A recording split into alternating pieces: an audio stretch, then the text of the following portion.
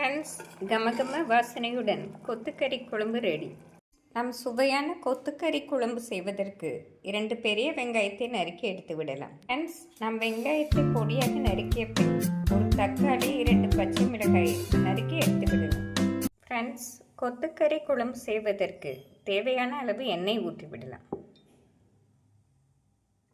எண்ணெய் காயவும் சிறிது பட்டை ஏலக்காய் சேர்த்து விடலாம். 1/2 ஸ்பூன் ஜீரகம், 1/2 ஸ்பூன் சோம்பு இவை நன்றாக பொரியவும் நறுக்கிய வெங்காயத்தை சேர்த்து விடலாம். ஃப்ரெண்ட்ஸ், வெங்காயம் வதங்கும் போதே இஞ்சி பூண்டு விழுது 1 ஸ்பூன் சேர்த்து விடலாம்.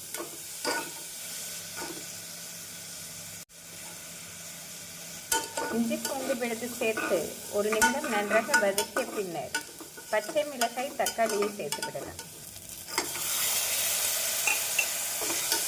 நம் தக்காளி நன்றாக மசிந்து வரும் வரை வதக்க வேண்டும். ஃப்ரெண்ட்ஸ், வெங்காயம் தக்காளி இந்த அளவு நன்றாக மசிந்து வரவும் நாம் கொத்துக்கறியை சேர்த்து விடலாம். நம் கொத்துக்கறியை நன்றாக சுத்தம் செய்து சேர்த்து விடலாம். கொத்துக்கறி சேர்த்து வெங்காயம் தக்காளியுடன் 1 நிமிடம் வதக்கிய பின்னர் மசாலாக்களை சேர்த்து விடலாம். ஃப்ரெண்ட்ஸ், நம் கொத்துக்கறி குழம்பு கடாயில் செய்வதை விட குக்கரில் செய்தால் விரைவாக வெந்து வந்துவிடும். வெங்காயம் தக்காளியுடன் கொத்துக்கறி இந்தளவு வதங்கவும் 1 ஸ்பூன் மஞ்சள் பொடி, 2 ஸ்பூன் குழம்பு மசால் பொடி,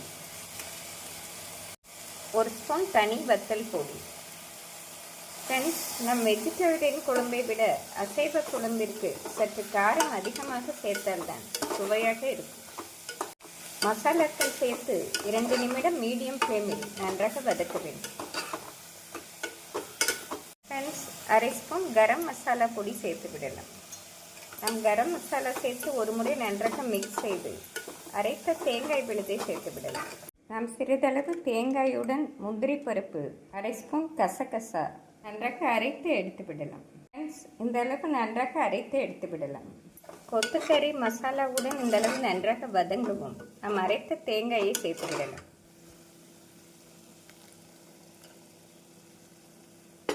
நாம் தேங்காய் விழுது சேர்த்து ஒரு முறை நன்றாக மிக்ஸ் செய்த பின் தேவையான அளவு தண்ணீர் ஊற்றி விடலாம். நம் குழம்பிற்கு தேவையான அளவு தண்ணீர் சேர்த்து விடலாம். இந்த அளவு தண்ணீரே சரியாக வரும்.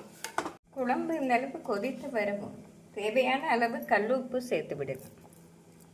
நாம் குக்கரை மூடி 1 விசில் ஹையிலும் மீடியம் ஃப்ளேமில் 1 விசில் வைத்து அடுப்பை ஸ்விட்ச் ஆஃப் செய்து விடலாம். ஃப்ரெண்ட்ஸ், கொத்துக்கறி குழம்பு அருமையாக ரெடி. ஃப்ரெண்ட்ஸ், நம் கொத்துக்கறி குழம்பை 5 நிமிடம் மீடியம் ஃப்ளேமில் கொதிக்க வைத்து மல்லி இலை கறிவேப்பிலை தூவி இறக்கி விடலாம்.